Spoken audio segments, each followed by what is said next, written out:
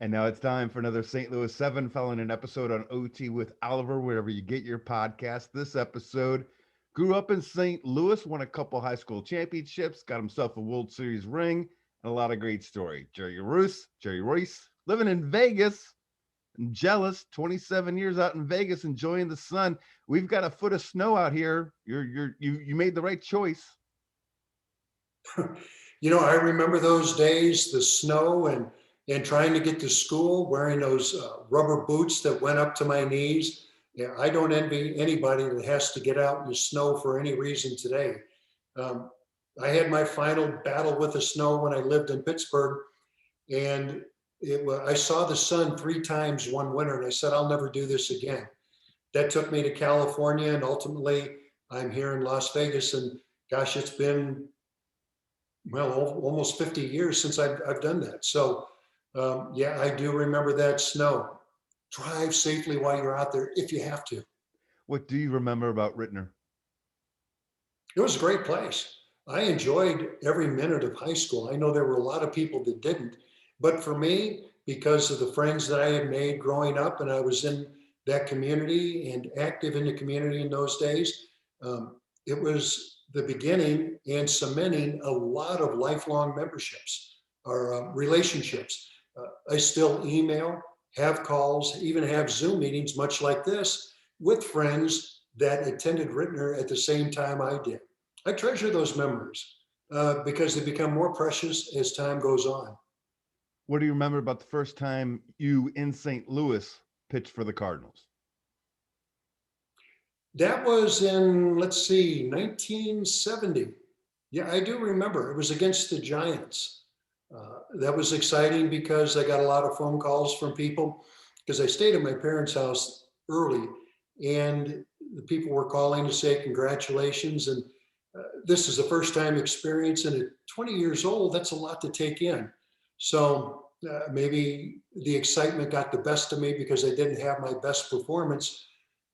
So I think it was against the Giants, and the Giants won that day. They hit a couple of 2-run homers, and that was enough for me to make my first appearance at Busch Stadium too.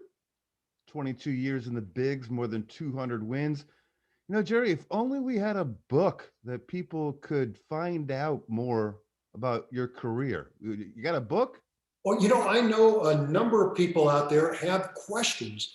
And because we're recording this, they're probably saying just the same thing that you brought up. If only there were a way that I could find more out about Life would be this so better. wonderful guy who grew up in St. Louis and attended Rittner High School and played for the Cardinals.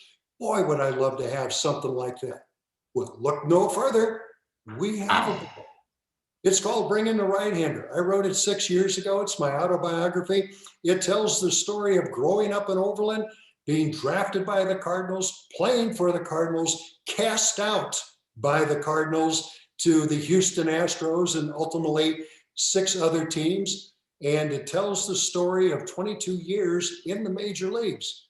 A lot of funny things happen, a lot of sad things happen, but it's the life and the history of my baseball career. You can pick it up at jerryroyce.com, or if you wait, it'll come out in paperback supposedly sometime this fall. So it's available in 2 different formats. What more can we do for you? I cannot imagine you doing anything more. All right, St. Louis, this is what the podcast tends to be most about. When people asked you about St. Louis growing up, what did you tell them? What did you try to explain to them made St. Louis different? It's probably more about what made St. Louis the same as the place where they grew up. Hmm. The weather was somewhat same around the Midwest.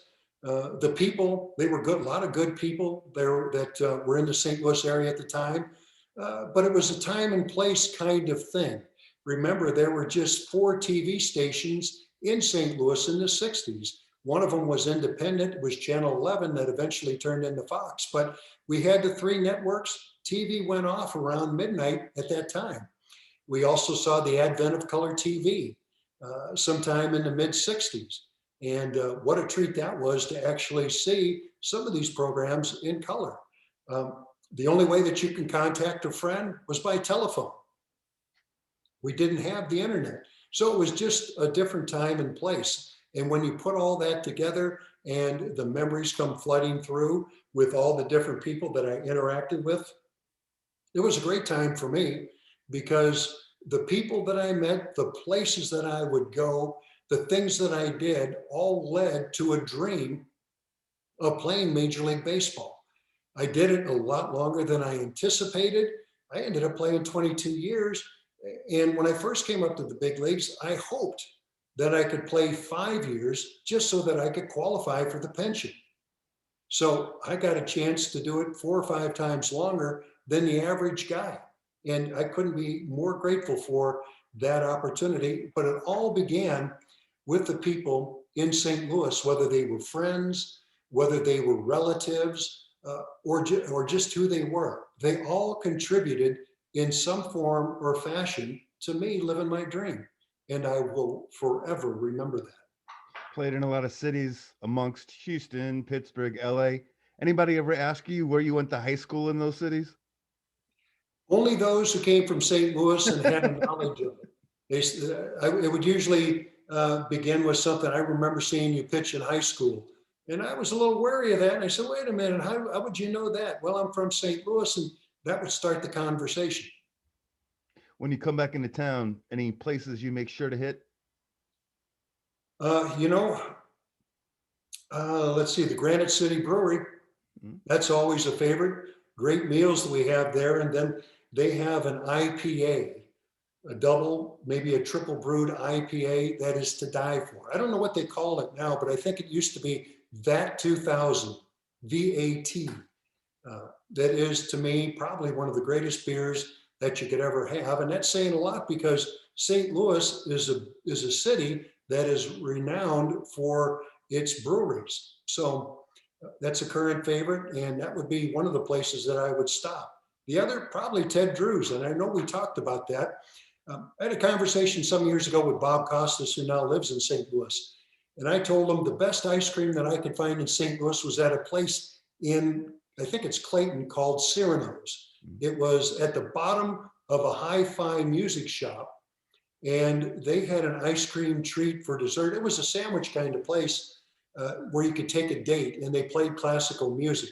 Some of the greatest hi-fi equipment I had ever seen came from upstairs, but they had a bit of ice cream in a chocolate shell that I thought was the best ever. Costas goes, "Nah, you got to try Ted Drew's." And I said, "Tell me about Ted Drew's." And he did. And I did take a trip to Ted Drew's, and you know what? Bob was right. Ted Drew's is outstanding. But I like the fact that people come from all over. Even buses will stop there just so that the passengers can get out and get their favorite treat. So what do I order when I go to Ted Drew's? That's pretty simple. They have a black cherry and chocolate concrete, I think is what they call it. And I look forward to it every time I get there. Problem is, I have to limit myself to just one because they are so good. I could probably eat a whole lot more than that, but something from Ted Drew's, well, that's a treat, and people in St. Louis know exactly what I'm talking about. Jerry, the next time you're at Granite City, best beer cheese soup in the city. Is that right? 100%, not even up for dispute. Well, there you go. I'll put that in my notes so that when I get back there, I do take some time to stop. My wife and I both love going there. And when I did the book tour back in 2014, we stayed at the Drury Inn right there in Creve Coeur, and we happened to see the brewery. Went in for lunch, and I said, "This is as good as I've ever seen a brew pub with food." So we stayed there, ate nearly every meal there, and it's become a favorite and something we still talk about until this day. Rock and roll. Okay, so we're gonna wrap this St. Louis 7 up. Again, if you want to see other episodes, got like 100 something up OT with Oliver's where you can find the podcast. This is how we end all the questions. And this one's not as fair for you because you've been away for so long, but the question simply is, Jerry, what makes you proud to be a St. Louis? Well, a former St. Louis, and it's the fact the relationships that I had with family and with friends still remain. That's lifelong. That's something that you can't buy. You can't find it anywhere else. It just happens to evolve. And I was told a long time ago, it was Bob Gibson, as a matter of fact. We were 2 lockers apart in St. Louis, and we were talking about life. And he grew up in Omaha, and he told me, he says, if you have one friend that you can go through life with, you really have something that's special. Now, Bob didn't talk about things like that very often, but when he said that, it stuck with me.